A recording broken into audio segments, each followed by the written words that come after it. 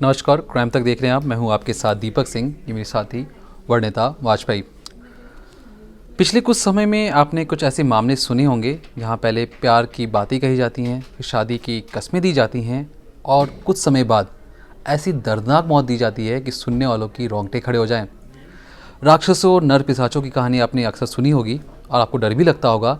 लेकिन पिछले कुछ समय से जो जिस तरीके से न्यूज़ सामने आ रही है, आपको देख कर डर भी लगेगा। आप सहमेंगे भी कि किस तरीके से कातिल पहले लाश के टुकड़े करते हैं, उसे फेंकते हैं और गायब हो जाते हैं। पुलिस से बचने के लिए जो तरकीब लगाते हैं वो भी किसी से छिपी नहीं है। अब आफ्ताब का मामला ले लीजिए। आफ्ताब और श्रद्धा का मामला। पांडव नगर में एक बाप की 22 टुकड़े कर दिए जाते हैं और उसे भी फ्रिज में रखकर और धीरे धीरे कर पास के जंगल में फेंक दिया जाता है। एक ऐसा ही मामला कोलकाता से भी सामने आया, जहां पर एक बेटे ने अपने बाप की 6 टुकड़े कर दिए। दरअसल कातिल अपने बाप के 6 टुकड़े करता गया, बाथरूम में ले जाकर उसने लाश रखी और छोटे छोटे टुकड़े करने के बाद उसे बगल के नाले में फेंकता हुआ सामने आया। तो जिस तरीके से हैवानियत सिर चढ़ कर बोल रही है इन कातिलों के, इनके पीछे मानसिकता क्या है और ये लोग ऐसा क्यों करते हैं, ये हम समझेंगे। लेकिन पहले जान लेते हैं कुछ ऐसे मामले जिसे सुनकर आपकी रूह तक कांप जाएगी। ये जो दीपक ने बताया कोलकाता वाला केस, इसमें अगर हम गौर करें तो सबसे जो अहम बात है वो ये बात है कि जो लड़का है जिसने अपने पिता के टुकड़े किए, उसने पुलिस को यही बताया कि उसने श्रद्धा वाला मैटर देखा, श्रद्धा वाली जो न्यूज़ है वो पढ़ी, वो खबर देखी कि उसमें किस तरीके से उसने लाश को छुपाया। तो वो पुलिस से कहता है कि मैंने भी इसी तरह लिए अपने पिता के टुकड़े कर दिए और फिर लाश को छुपाने की कोशिश की। ये जो भी हमने खबरें देखी, आप पांडव नगर की ले लीजिए, श्रद्धा ले लीजिए, हाल ही की हैं।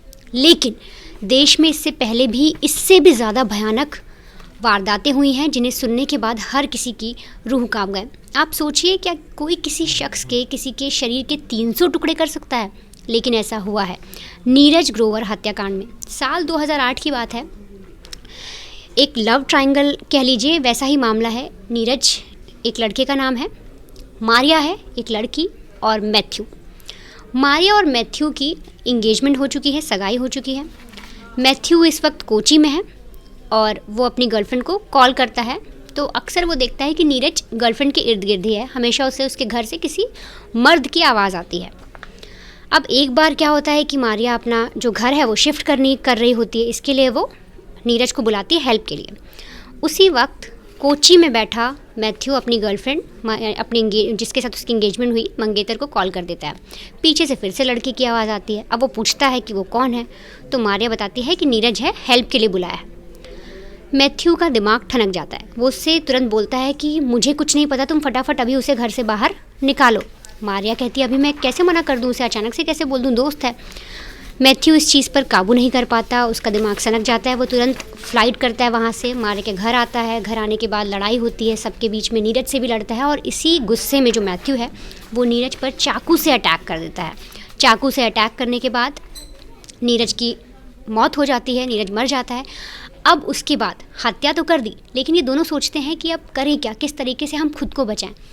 तब मैथ्यू जो नीरज है उसके बॉडी के आरी से 300 टुकड़े करता है।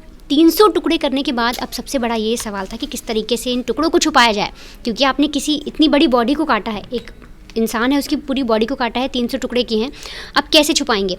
तो उसके लिए वो प्लास्टिक बैग लाते हैं, छोटे छोटे टुकड़े उन प्लास्टिक बैग्स में रखते हैं और फिर उन्हें ले जाकर धीरे धीरे जो जंगल का एरिया हो गया, सुनसान एरिया हो गया, वहाँ फेंकना शुरू कर देते हैं।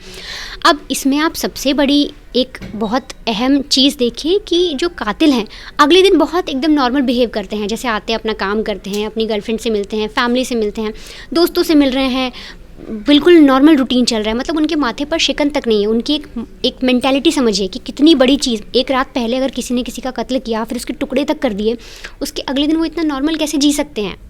किस तरीके से कोई इतना नॉर्मल हो सकता है? जैसे श्रद्धा के केस में आफ्ताब इतने लगातार 6 महीने से वो इतनी नॉर्मल लाइफ जी रहा था, गर्लफ्रेंड भी बना रहा है, घर भी बुला रहा है। तो सेम नीरज ग्रोवर हत्याकांड में भी यही हुआ कि वो लोग टुकड़े फेंक देते हैं। अब जब पुलिस छानबीन करती है तो पुलिस को पहले तो कुछ नहीं मिलता, लेकिन सीसीटीवी और इन सब के आधार पर नीरज का पता लगता है कि उसके फ्लैट पर आया था। फिर सिक्योरिटी गार्ड जो फ्लैट में रहते हैं उन सब से पूछताछ होती है तो पता लगता है कि वो बताते हैं कि हमने मारिया मैडम और उनके साथ एक आदमी था, उसको कुछ बैग ले जाते रात में देखा है। अब जब पुलिस को बैग वाली बात पता लगती है तो और पूछताछ होती है। तो इसी तरीके से जब पूछताछ करके सीसीटीवी देख के जब पूरी चीज़ें पुलिस पूछती है तो मारिया जो है वो टूट जाती है और पुलिस को सारा सच बता देती है।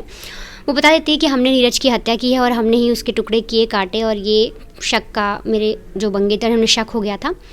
इस तरीके से केस तो सुलझ जाता है, क्योंकि इसके अंदर जो बहुत सारे जो सबूत थे वो मिल गए पुलिस को, एविडेंस की कमी नहीं थी। लेकिन अभी आफ्ताब के केस में देखें तो एविडेंस पूरे तरीके से नहीं मिले हैं। तो यहाँ पर आप ये देखिए किस तरीके से उस वक्त, उस टाइम पर 2008 में 300 टुकड़े कर दिए गए। 300 टुकड़े करने के बाद उन्हें छुपाया भी गया और इस पूरे केस को मतलब कहीं ना कहीं ये रोंगटे खड़े कर देने वाली वारदात थी। अब जब भी आपने ये जो पूरा मामला सुना ये 2008 का था, अब आते हैं 2 साल बाद यानी 2010 में। आफ्ताब वाला मामला जिस तरीके से 35 टुकड़े कर कर उसकी बॉडी पार्ट्स को फ्रिज में रखा गया, ऐसा आफ्ताब का कहना है। कुछ ऐसा ही मामला देहरादून में भी हुआ, जहाँ पर एक बीवी की 72 टुकड़े कर कर फ्रिज में रखा गया और कुछ टुकड़ों को धीरे धीरे कर कर रात के अंधेरे में जंगल में फेंका गया। ये कुछ ऐसा ही मामला था जिस तरीके से आफ्ताब श्रद्धा की बॉडी पार्ट्स काट कर फ्रिज में रखता और रात के अंधेरे में फ़ायदा उठाकर वो फेंका था। दरअसल राजेश गुलाटिया और अनुपमा दोनों हस्बैंड वाइफ थे, देहरादून में रहते थे, घर पर परिवार बच्चे भी हैं, खुशहाल माहौल लगता था। कोई भी देखा करता था उसे लगता कि परिवार बहुत खुशी है, लेकिन घर के अंदर जो चीज़ें चल रही थी शायद ही किसी को बाहर पता थी। 18 अक्टूबर 2010 को अनुपमा और राजेश गुलाटी के बीच में जमकर झगड़ा होता है। राजेश गुलाटी अनुपमा को धकेलते हैं, अनुपमा नीचे गिर जाती है। फिर भी इस पर भी राजेश गुलाटी का गुस्सा शांत नहीं होता। वो अनुपमा का गला दबाकर उसे मौत के घाट उतार देते हैं। अब मौत तो हो चुकी थी, तो उन्होंने क्या किया, अपनी बीवी के 72 टुकड़े करना शुरू कर दिया। अब जिस वक्त ये चीज़ें हो रही थी उस वक्त घर पर मौजूद थे बच्चे भी, तो बच्चों को से छिपाकर उसने लाश बाथरूम में ले गया और टुकड़े कर करके फ्रिज में रखता भी गया। अब अगली सुबह वो बच्चों को उसने स्कूल भी भेजा और ख़ुद भी ऑफिस दफ्तर गया, लेकिन रात के अंधेरे में वो क्या करता, जितनी भी बीवी के बॉडी पार्ट्स से एक एक करके बॉडी पार्ट्स को वो जंगल में फेंक आता और सुबह होने से ठीक पहले यानी बच्चों के स्कूल जाने से ठीक पहले वापस घर भी आ जाता। बच्ची पूछती कि पापा मम्मी कहाँ हैं, जिस पर राजेश गुलाटी कहती कि मम्मा आपकी नाना के घर पे गई हैं, जल्दी वापस आ जाएंगी। लेकिन बच्चों को नहीं पता था कि उनकी माँ के 72 टुकड़े कर दिए गए हैं और रोज़ उनके पिता या उनके बाप जाके जंगल में टुकड़े फेंक रहे हैं। एक दिन अनुपमा का जो चचेरा भाई है उससे राजेश गुलाटी पर शक होता है। जो अनुपमा के चचेरे भाई हैं उनकी दरख्वास्त पर या कहें उनकी कंप्लेन पर पहली बार पुलिस जांच में जुटती है। हुआ यूँ कि राजेश गुलाटी फ्रिज में जो उन्होंने 72 टुकड़े रखे थे, निचला हिस्सा वो तो फेंक आए थे, ऊपर का हिस्सा अभी भी बचा हुआ था।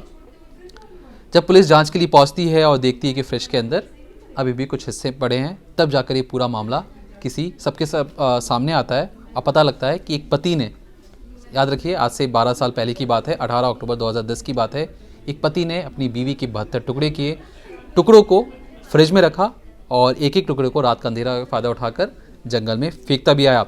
बच्चे पूछते कि माँ कहाँ है, तो माँ कहते कि माँ आपके नाना के घर गई हैं, जल्दी आ जाएंगी। लेकिन वो तो भला हो अनुपमा के भाई का जिनकी कंप्लेन पर ये मामला उजागर हो सका। अब ये केसेस समझने के बाद जो मेरा खुद का एक सवाल है कि इस तरीके से लोगों का मतलब कोई किसी को काट रहा है, किसी के टुकड़े कर रहा है, उनके हाथ नहीं काँप रहे, इसका रीज़न क्या है? क्या हम लोगों के बीच में, हम जितने भी लोग हैं, अगर रिलेशनशिप है, हस्बैंड वाइफ का है, माँ बेटे का है, क्या जो रिश्ते हैं उनकी अहमियत कम हो गई है? आप एक चीज़ देखिए कि जितने भी अभी हमने केसेस डिस्कस किए वो सब पढ़े लिखे लोग हैं, अच्छी खासी पढ़ाई के। नीरज ग्रोवर वाला कांड ले लीजिए, गुलाटी फैमिली का कांड ले लीजिए, आफ्ताब श्रद्धा को देख लीजिए, इसके अलावा भी और भी ऐसे केसेस हैं। क्यों ऐसी चीज़ें हो रही है? क्या मानसिकता है लोगों की? क्यों इतने ज़्यादा हम गर्त में जा रहे हैं कि हमें रिलेशनशिप का कोई, यार अपने जो रिश्ते हैं उनका कोई भी अहमियत नहीं रहेगी? अगर मैं अपना पर्सनल ओपिनियन कहूँ, अपनी बात कहूँ, तो ये सिर्फ एक मर्डर नहीं है। अगर ये हत्या हो रही है तो ये हत्या नहीं है, ये कत्ल है प्यार का। यहाँ पर जो भरोसा है वो दम तोड़ रहा है लोगों का। ना किसी को किसी पर भरोसा रह गया है, ना ही कोई प्यार बचा है। इस मामले पे हम आपके भी पर्सनल ओपिनियन जानना चाहेंगे कि आप लोग इस पर क्या सोचते हैं कि इस तरीके से लोग किसी को भी मार रहे हैं, काट रहे हैं, अपने ही लोग जिनके साथ वो लोग रेगुलर रह रहे हैं, रिलेशनशिप हो, भाई बहन हो, माँ बाप हो, आप उन्हीं के साथ एक घर में रह रहे हो, एक अच्छा बॉन्ड शेयर कर रहे हो, फिर अचानक से कुछ होता है और आप मारते हो। श्रद्धा वाले केस को इससे हम अलग रखते हैं क्योंकि वो एक सोची समझी साजिश है। लेकिन जब इस तरीके की चीज़ें होती हैं, अचानक से किसी ने किसी को धक्का दिया, मर गया, फिर आप उसके बाद टुकड़े कर रहे हो, आखिर ये हिम्मत आ कहाँ से रही है? क्यों लोग इस तरीके की चीज़ें कर रहे हैं? और इसके अलावा एक मेरा और चीज़ ये है कि ये जितनी भी चीज़ें हैं, ये जो भी हो रहा है, तो लोग बचते कैसे हैं? ये मेरा एक पॉइंट है कि कैसे बचते हैं। दरअसल जो ये कातिल हैं ये एक तरीके का नकाब ओढ़ लेते हैं। पहले आपने हत्या की, हत्या करने के बाद एक कोई भी इंसान की प्रवृत्ति होती है कि वो किस तरीके से अपने आप को बचाव कर सके। अब हम इतने मॉडर्न हो चुके हैं या इतने संवेदनशील हो चुके हैं कि हिंसा आ चुकी है हमारे अंदर कि हमें जो चीज़ें लगती हैं कि हमने ये चीज़ें कर दी हैं, हमें उससे बचना कैसे है। जिस तरीके से आपने आफ्ताब का केस ले लीजिए या हमने जितने भी ये भी केसेस आपके साथ अभी डिस्कस किए, उस सब में ख़ास तौर पे देखा गया जो कातिल हैं वो अगले दिन इस तरीके से बिहेव करते हैं कि जैसे सब कुछ नॉर्मल हो, ताकि लोगों को विश्वास दिला सकें कि उनकी ज़िंदगी में सब कुछ नॉर्मल है, बल्कि सब कुछ नॉर्मल नहीं है। एक नकाब का चोला ओढ़ लिया गया है, जिसकी वजह से ये पूरी दुनिया को आपने दिखा सकते हैं कि हम बहुत अच्छी तरीके से रह रहे हैं, हमारी ज़िंदगी में कोई प्रॉब्लम नहीं है। लेकिन ये चाल कब तक सारी विफल ही रहती है कि अगर जब पुलिस सामने आती है। लेकिन सबसे बड़ा सवाल ये है कि जो आस पड़ोस के जितने भी लोग हैं या रिश्तेदार हैं, उनके सामने आप किस तरीके से इतना नॉर्मल बिहेव कर सकते हो। आपने किसी को मौत के घाट उतारा, आप उसके छोटे छोटे टुकड़े कर देते हैं। आप सोचिए रोज़ जाके आप उसके टुकड़े बाहर फेंक के आ रहे हैं जंगल में रोज़। ये एक दिन का मामला नहीं है। काटना, टुकड़े प्लास्टिक में रखना, उन प्लास्टिक को पॉलीथीन बैग ले जाकर रात के अंधेरे में फेंकना। पहले कहा जाता था कि लोगों को भूत प्रेत से डर लगता है और किसी को मौत की घाट उतारना ही सबसे बड़ी बात होती है। लेकिन कातिल इतने ज़्यादा शातिर हो चुके हैं कि उन्हें इन सब चीज़ों से फ़र्क नहीं पड़ता है। यहाँ तक कि शर्म भी नहीं आती। आप अगले दिन मर्डर करने के बाद जिस तरीके से इतनी नॉर्मल बिहेव करना, चैटे करना, या आफ्ताब वाले केस में लड़कियां तक उसके कमरे में आईं और तुरंत ही जिस तरीके से श्रद्धा को मारा उसके कुछ दिनों बाद ही उसकी दूसरी गर्लफ्रेंड आई। यहाँ तक कि आफ्ताब ने अपनी ही गर्लफ्रेंड की अंगूठी या श्रद्धा की अंगूठी दूसरी गर्लफ्रेंड को दे भी दी। तो जिस तरीके से जो आपने अभी मामला देखा कि कातिल किस तरीके से अपने आप को बचाव करते हैं और अगले रोज़ ख़ास तौर पे अपने आप को नॉर्मल बिहेव दिखाने की कोशिश करते हैं, तो कहीं ना कहीं अपराधी भी तेज़ तरार हो रहे हैं और वो समझ चुके हैं कि इन समाज में रहते हुए भी अपने आप को कैसे बचाना है। कातिल हैं, लेकिन कातिल की पहचान करना बहुत ज़्यादा ज़रूरी है। इसलिए आपके आसपास जो भी चीज़ें हो रही हैं उस पर निगाहें रखें और सतर्क रहें।